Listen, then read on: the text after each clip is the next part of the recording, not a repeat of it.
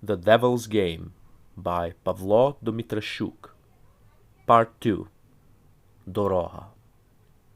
The name would originally be Caminho, which in Portuguese means path. The Ukrainian word is Doroha, which means road, way, and path, but can also mean expensive and dear, depending on the circumstance it's used. The pronunciation changes from Doroha, road, path, to Doroha, dear, expensive. Doroha. Have you heard the tale of the ambitious man? He who walks the harsh path through the desert of loneliness and misunderstanding, under the scorching heat of contempt. Never has he looked behind. What point is there in going back to kick the pebbles on which you stumbled? After all, his prize is forward.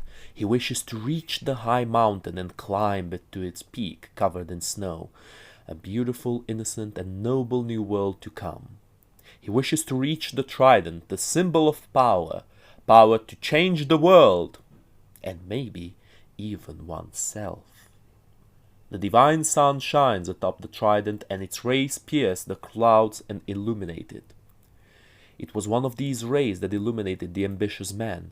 It caressed him with warmness and kindness. It left him wanting more, always more.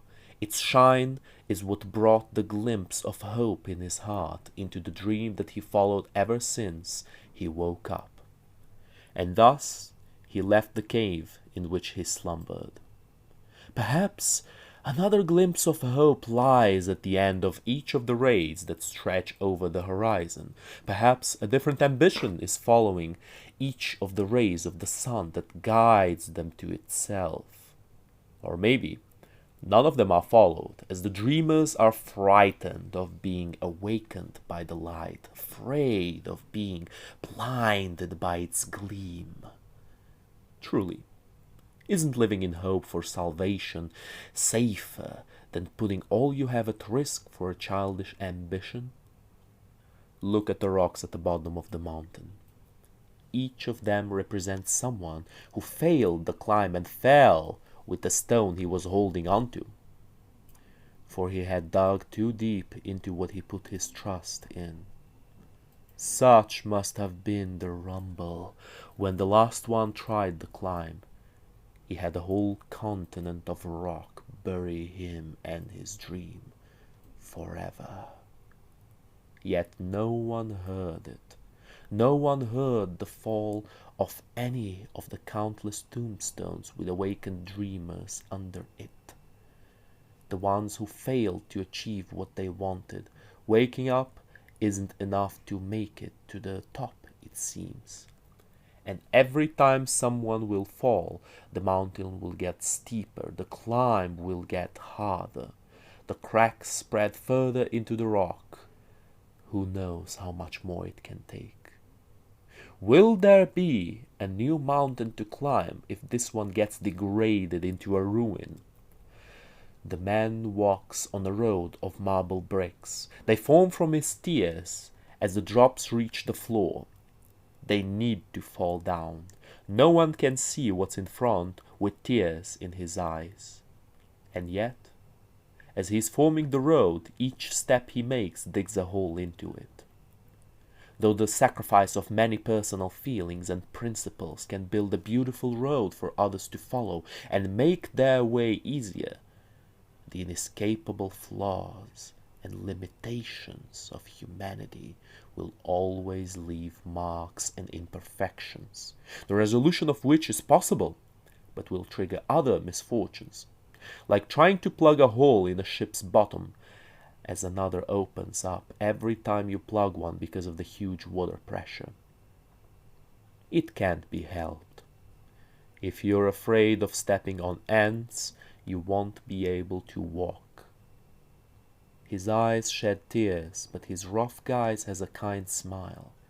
He knows that he's doing what he truly desires, and that a perfect result is unachievable for imperfect beings like us. And yet it's still worth trying to do what he wants.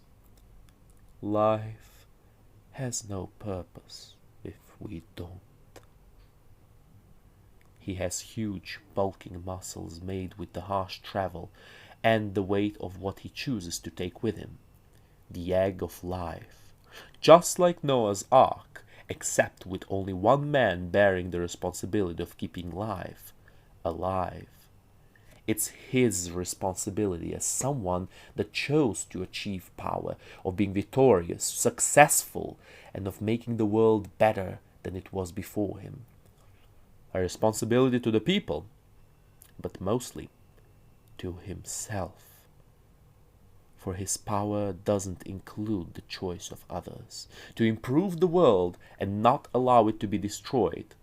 For with the passing of history, humans achieve greater and greater heights of power over the planet they live in, now even possessing the ability to completely demolish it. That is why the stakes have never been higher.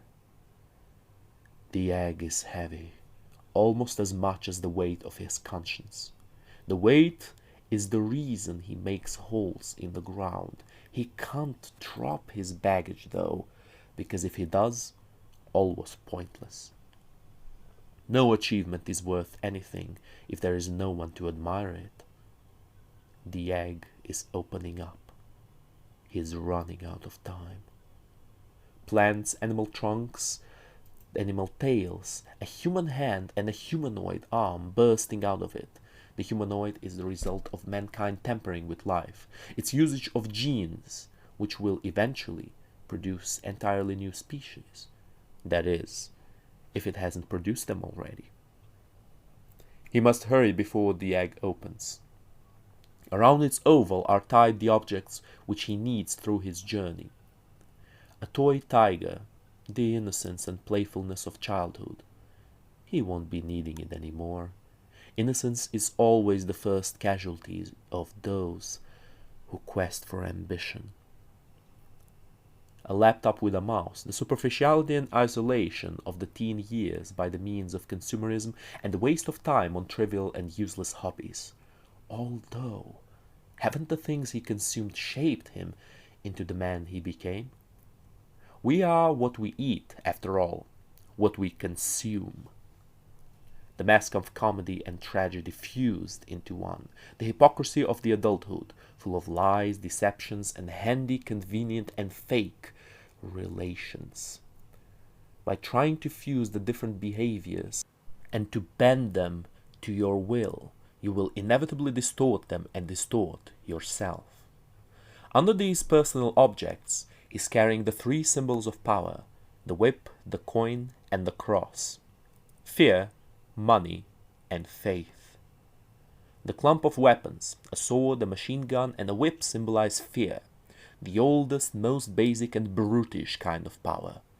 The one most commonly used by humans for being the safest, for the practitioner of course, the easiest to practice, and the most effective.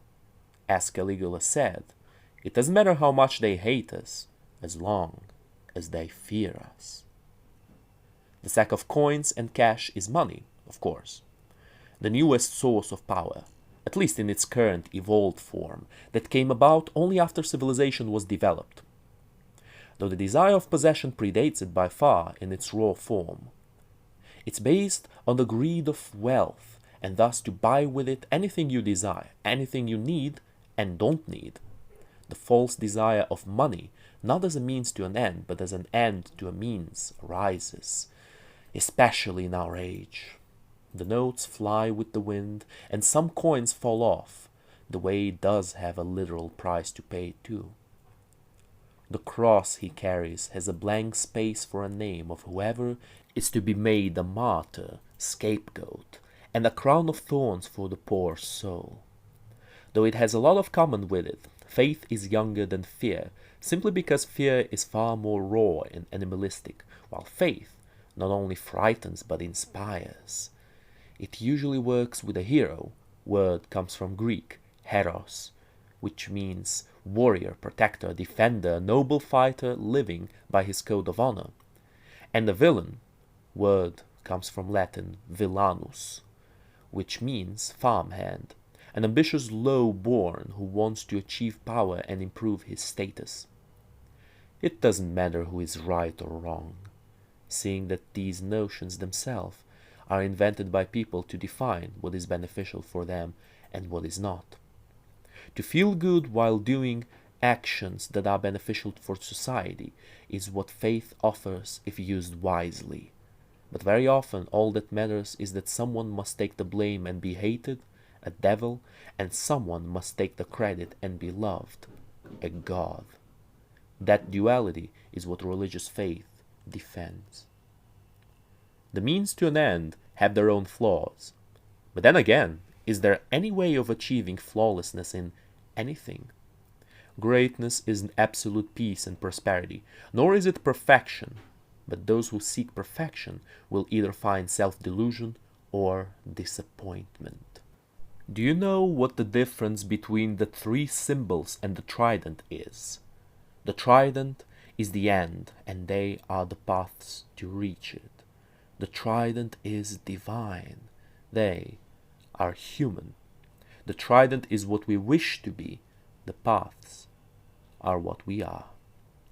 Is it possible to reach the trident, the perfect world? Does it even exist? Does the divine exist? It exists as long as we imagine it. No one knows an exact answer, for no one reached it, despite many believing that they did. Those are the awakened dreamers who fell asleep again under the boulders. But the desire, the ambition to achieve it, drives people, giving them strength and conviction. At least that is known. The choice is yours. Do you want to sleep in comfort or wake up and risk pain by facing the awakened nightmare? Do you not see the path and call it as such? Or do you look at the countless stones that form it and speak of them instead? We are the path we choose. Build yours with your tears if you choose to awaken. And if you do, smile. Smile, for you exist.